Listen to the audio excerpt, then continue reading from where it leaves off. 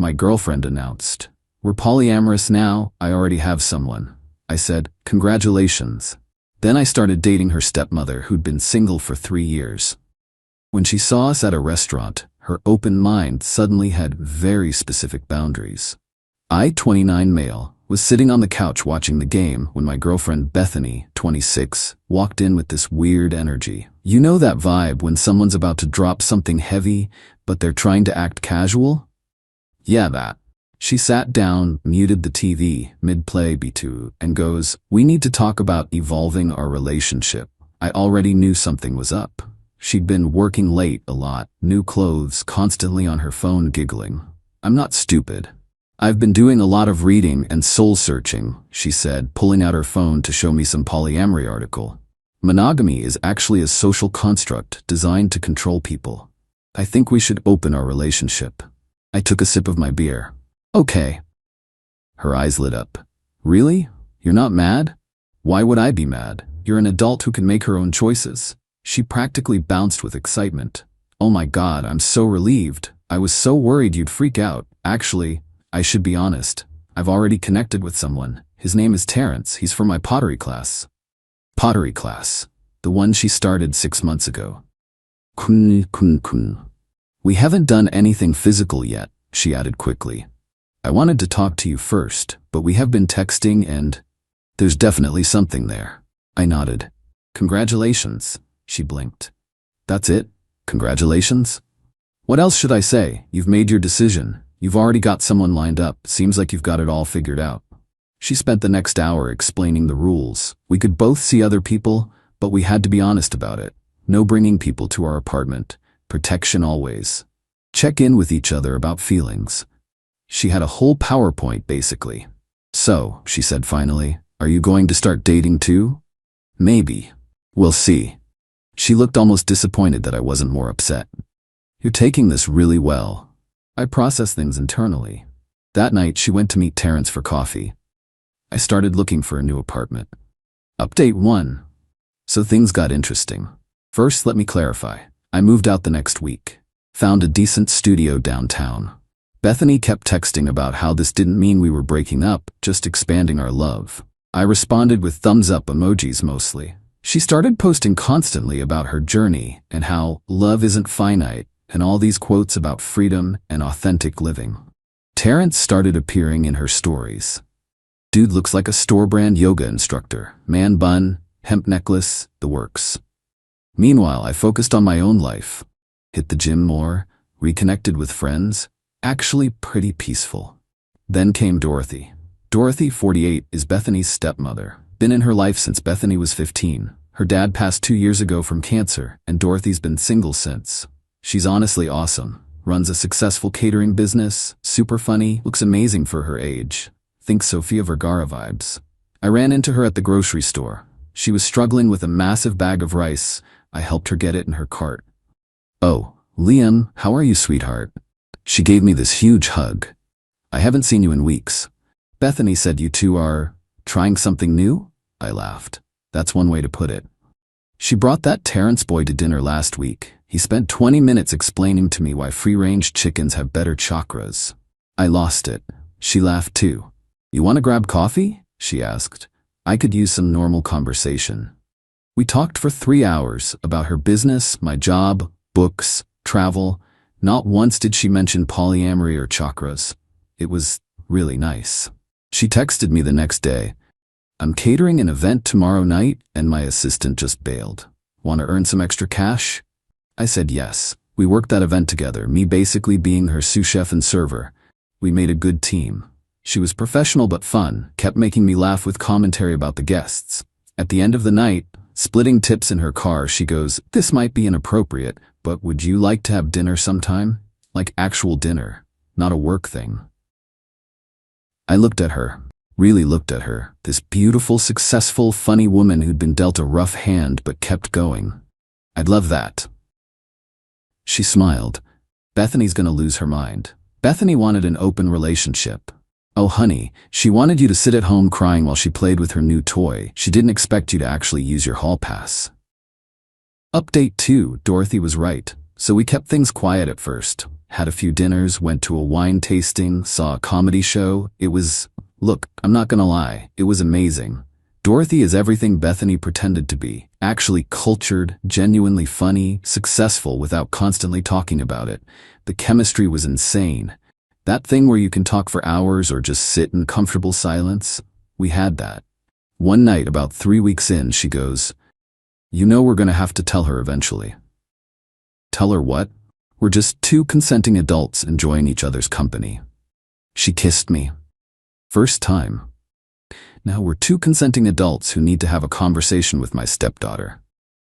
But before we could, the universe handled it for us. Dorothy and I went to this nice steakhouse downtown. We're having wine, laughing about something stupid her client said, when I hear, "What the F?" Bethany, standing there with Terrence and another couple. Her face was red, like cartoon-level red. "Hi, sweetheart," Dorothy said calmly. "You remember Liam? What are you doing?" "Having dinner. The ribeye here is excellent." Bethany's mouth opened and closed like a fish. Terrence looked confused. "Babe, who's this?" "That's my boyfriend." "Ex-boyfriend," I corrected. "We're polyamorous now, remember? And this is my stepmother." Terrence's eyes went wide. "Whoa, that's actually kind of evolved, babe. Like breaking societal taboos and conventional family structures." "Shut up, Terrence." The restaurant was staring. The manager was approaching.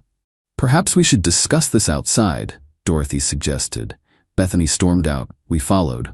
On the sidewalk, she completely lost it. "This is sick. You're doing this to get back at me." "Actually," I said, "I'm doing this because Dorothy is an amazing woman who I enjoy spending time with." "She's old enough to be your mother," Dorothy laughed. "I'm 48, not 68, and last I checked, age gaps were part of your love has no boundaries philosophy. This is different." "How?" I asked. Because she's my family." "Stepmom," Dorothy corrected.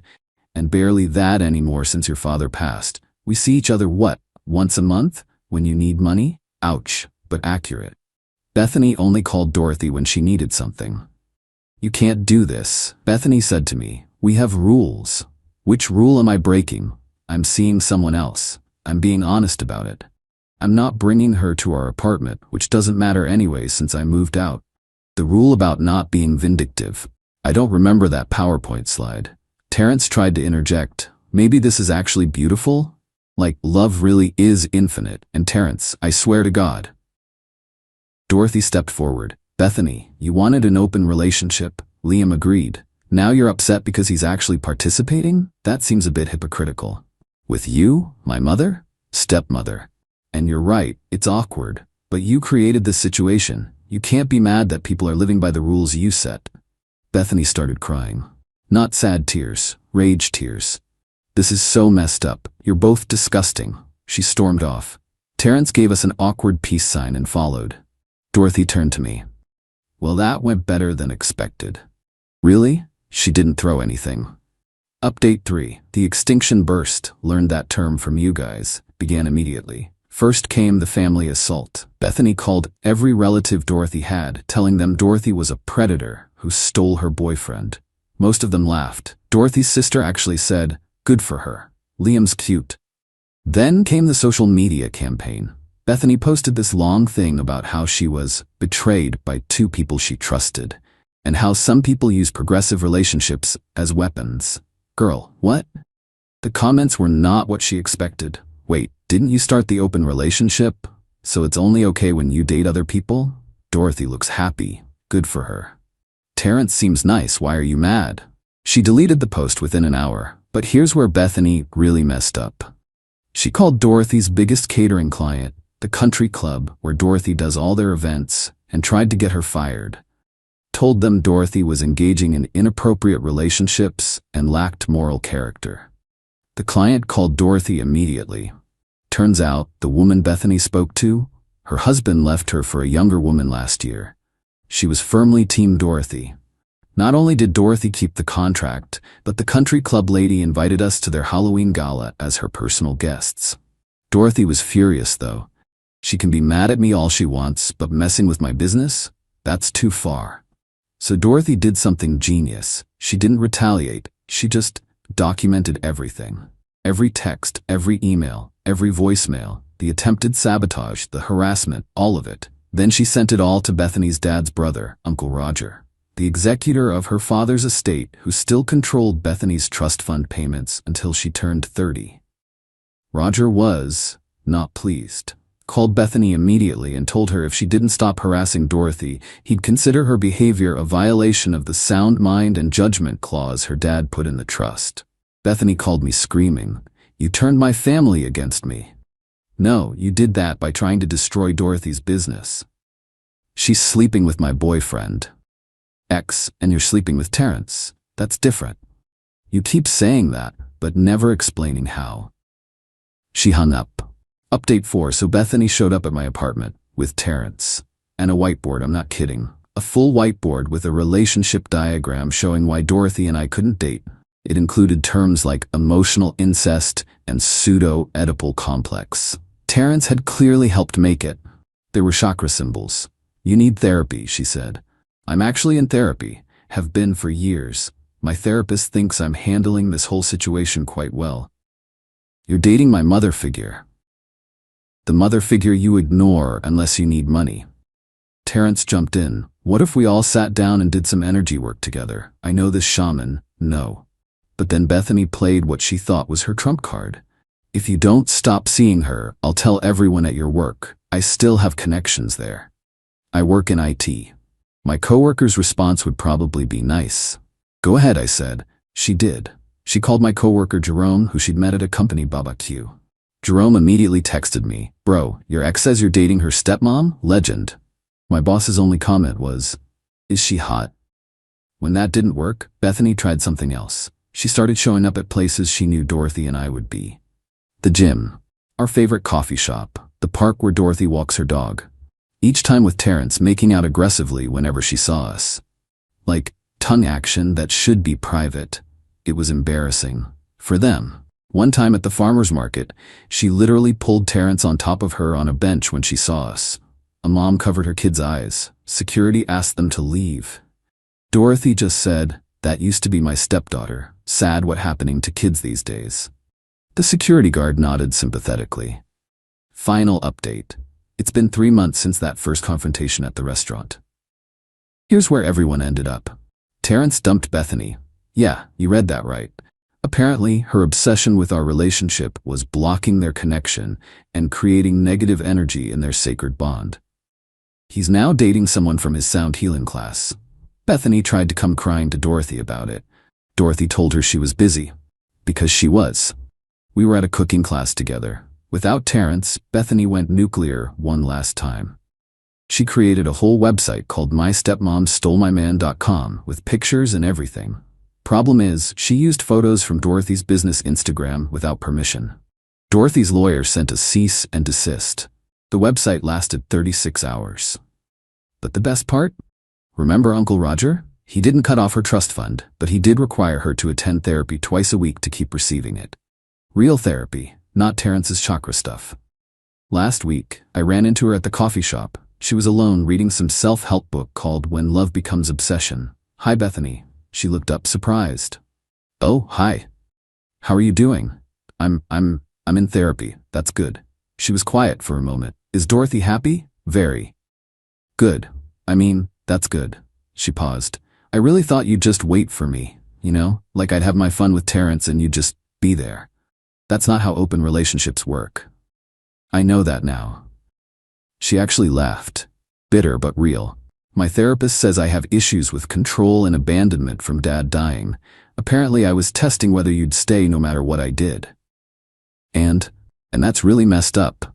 She stood up. "I'm not saying I'm okay with you and Dorothy. That's still weird as hell, but I get that I caused this." She left. Dorothy and I are still together. It's been 6 months now. Her business is thriving. She just landed a huge contract with a hotel chain. I got promoted to senior developer. We're talking about moving in together. Yeah, it's weird that she used to be my girlfriend's stepmother. But you know what? Life's weird. Bethany wanted to blow up our traditional relationship for something evolved and free. She just didn't expect me to actually be free. The funny thing is, I never planned this. I didn't set out to date Dorothy as revenge. It just happened. 2 people who'd been hurt by the same person, finding comfort and then something more in each other. Bethany's in therapy dealing with her issues. Terrence is off aligning someone else's chakras. Dorothy's teaching me how to make the perfect risotto. And I'm happier than I've been in years. Polyamory isn't for everyone, but apparently neither is monogamy. The difference is being honest about what you actually want versus what you think will let you have your cake and eat it too. Oh, and for everyone asking, yes, holidays are awkward. No, we don't all spend them together. Yes, Dorothy is hot. Extremely. No, I don't call her mommy. Gross. Why would you even ask that? Sometimes the best revenge isn't revenge at all. It's just living your best life with someone who actually values you. Even if that someone happens to be your ex's stepmom. Wild? Sure. But Bethany wanted to break conventional relationship boundaries. Careful what you wish for. Peace out, Reddit. Thanks for following this insane journey. Edit. Since y'all keep asking, Dorothy says hi and she's teaching a cooking class next month if anyone's interested. Also, Bethany's therapist apparently uses our story as a cautionary tale about unicorn hunting in polyamory. Not sure what that means, but sounds about right. Edit 2. Stop DMing me asking for Dorothy's business info for catering. But if you're in the Midwest and need catering, there's probably only one company with an owner named Dorothy who's dating a younger IT guy, so figure it out. Edit 3. Terrence started a podcast about conscious uncoupling and spiritual polyamory. We listened to one episode for laughs. He mentioned us as a beautiful example of love transcending conventional boundaries. Dorothy almost choked on her wine. My girlfriend announced, "From now on, my friends live here too. You'll adjust." I nodded. Of course. While she was out celebrating, I changed the locks and sent her belongings to her parents' house. The screams outside my door when she returned told me everything I needed to know. I, 32 male, am a freelance graphic designer who works from home. My condo is my sanctuary, a quiet, ordered space I bought and curated myself. The centerpiece is a massive, custom-built terrarium, a self-sustaining miniature rainforest that took me 3 years to perfect. It's my pride and joy, the heart of my calm world. 18 months ago, I met Serafina, or Sarah. She's an aspiring life coach and micro-influencer, all curated authenticity and buzzwords. She was exciting and different, and 6 months ago I let her move in. That's when my sanctuary became her content studio. Her 2 best friends, Qley and Brielle, unemployed creatives, who orbited her like moons, were constantly over. They enabled her, amplified her entitlement, and viewed me as a utility. They called themselves the Tribe. The end came last Wednesday. I was finishing a project when the 3 of them cornered me in my workspace. Sarah had the look, the one that meant she'd made a grand decision and was about to bestow it upon me. "Leo, darling," she started while her friends smirked behind her. "The most amazing news. The universe has provided." I waited. Qley and Brielle's landlord is a toxic entity, so they're leaving that space, she announced. And I realized this space, our space, it has so much room for their amazing energy too. A cold dread settled in my stomach. I knew what was coming next. She beamed a perfect influencer smile. "From now on, my friends live here too. We'll all be the Tribe, together in one home. You'll adjust." It wasn't a request, it was a decree. I looked at Qley, who was already sizing up my second monitor, and Brielle, who was touching my Monstera plant like she already owned it. They saw my home as a resource to be plundered. I wanted to scream, to list all the logical, adult reasons why this was insane. But I saw the trap. Any protest would be twisted. I'd be unsupportive, controlling, toxic. I would be the villain in her next tearful Instagram story. So I chose another path. I smiled. "Of course," I said, my voice perfectly even. "Whatever you need, Sarah. Welcome home, guys." The relief in the room was palpable. Sarah's performative anxiety melted into triumph. "I knew you'd understand. You're the best," she said, kissing me. "We have to celebrate our new home." Brielle squealed. Within 20 minutes, they were out the door, off to a cocktail bar to manifest their incredible future. The door clicked shut. In the sudden, profound silence, I felt a cold, surgical clarity. She said I'd adjust, and I would. The moment their car was gone, I began. This wasn't anger, it was a necessary amputation. I pulled out every suitcase and box we owned and methodically packed her entire existence. Her clothes were folded, her makeup collection was boxed, her self-help books and crystals were sealed away. I worked with a detached efficiency, erasing her from my space, In just over an hour, every trace of her was gone, contained in cardboard. My terrarium, however, I covered with a protective sheet. It was mine. It was staying. Next, I found a 24/7 courier service online that handled emergency relocations. I gave them her parents' address and one critical instruction. The delivery was to be COD for the full, expensive amount. The dispatcher chuckled and said he understood completely. While I waited, I called a 24-hour locksmith and scheduled a full, high-security lock replacement. The courier van arrived, and 2 men helped me load Sarah's life into it. As it drove away, I felt a weight lift. The digital purge came next. Her fingerprint on my phone, her Face ID on my tablet, her access to all my streaming accounts, deleted. I changed the Wi-Fi password and blocked her number, along with her friends.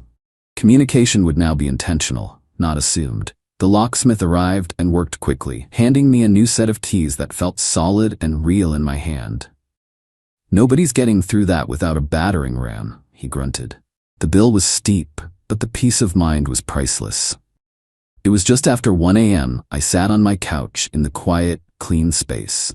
My home felt like mine again for the first time in months. I was making tea when I heard them arrive around 2:30 a.m., a wave of drunken laughter echoing down the hall. My heart began a slow, heavy drumbeat. I heard her key scrape in the lock, a pause, more scraping, frantic now. "What the?" "It's stuck," she slurred. More rattling, then a confused silence.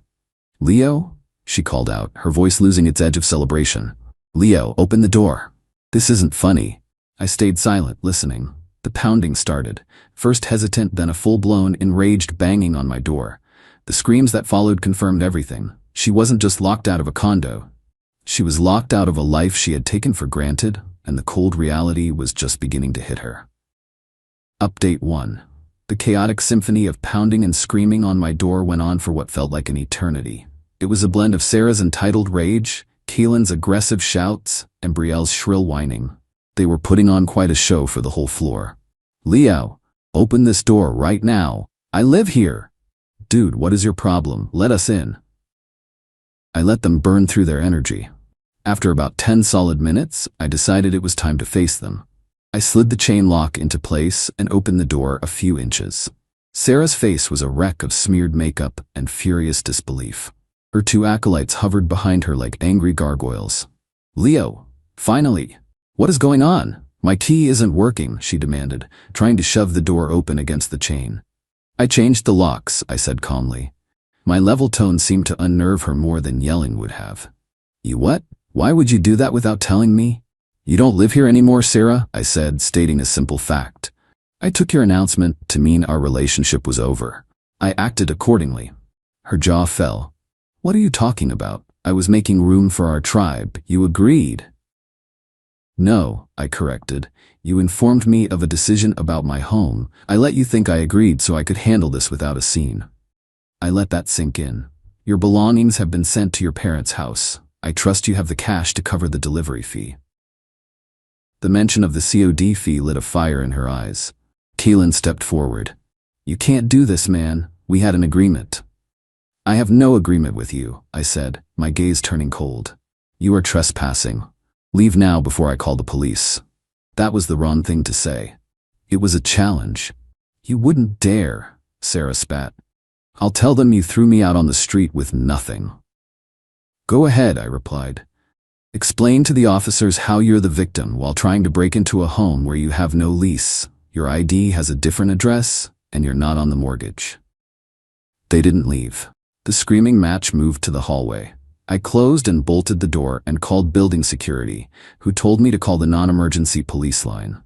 A single, tired-looking officer arrived 20 minutes later to find Sarah in full-blown victim mode, complete with dramatic, hiccuping sobs. "Officer, thank goodness," she cried.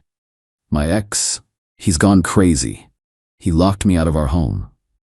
I calmly explained the situation. "She lived here as my guest, officer. This evening she informed me her 2 friends would be moving in without my consent. I ended the relationship and had her belongings delivered to her permanent address. She has no legal claim to this residence." The officer asked to see her ID.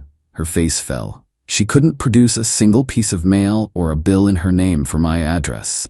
I, on the other hand, had my mortgage statement ready. The officer looked at her. "Ma'am, this is a civil matter. You do not have the right to be here. You need to leave the premises."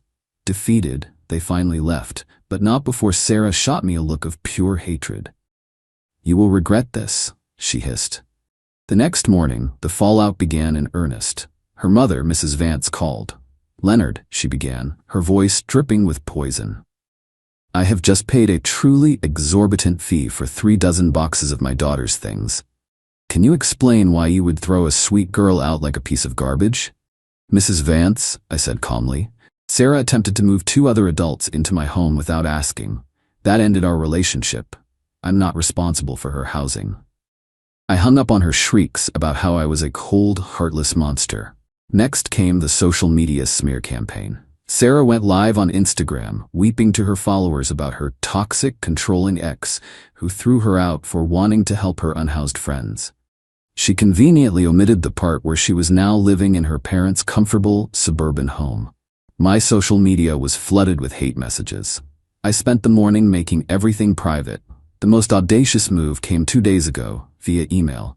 She was now claiming I had stolen her most valuable asset, my terrarium. According to her, it was a collaborative art project and a symbol of her spiritual and creative investment. She demanded its immediate return or a payment of $5,000. The sheer gall was breathtaking. She was trying to steal the one thing in my home that was purely and completely mine, something I had started building a year before I even met her. This was no longer just a breakup. This was war. I spent the afternoon gathering every receipt, every old photo, and every forum post I had documenting the terrarium's creation. Then I booked a 1-hour consultation with a lawyer who confirmed I was on solid ground. He provided me with a template for a formal cease and desist letter regarding her harassment and false claims. I sent it immediately. Now, I'm waiting. Word on the street is she's telling everyone she's taking me to court. I hope she does. I'm ready. Update 2. Sarah made good on her threat. A week after I sent the cease and desist, I was served with a notice to appear in small claims court. She was suing me for the maximum allowed $7,500, citing the value of the stolen terrarium and damages from an illegal eviction. A part of me was anxious, but a much larger part of me felt a grim sense of readiness. She wanted a public stage for her drama, and I was about to give her one. The court date was last Tuesday. I arrived with a single, neatly organized folder of evidence. Sarah was already there with her entourage, Qley, Brielle, and her mother, all dressed for a funeral. Sarah herself wore a white dress, an obvious and pathetic attempt to project innocence.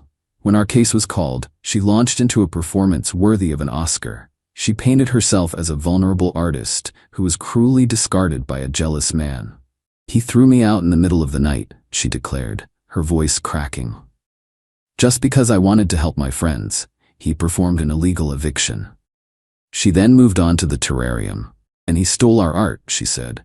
"It was a collaborative project, a symbol of our love.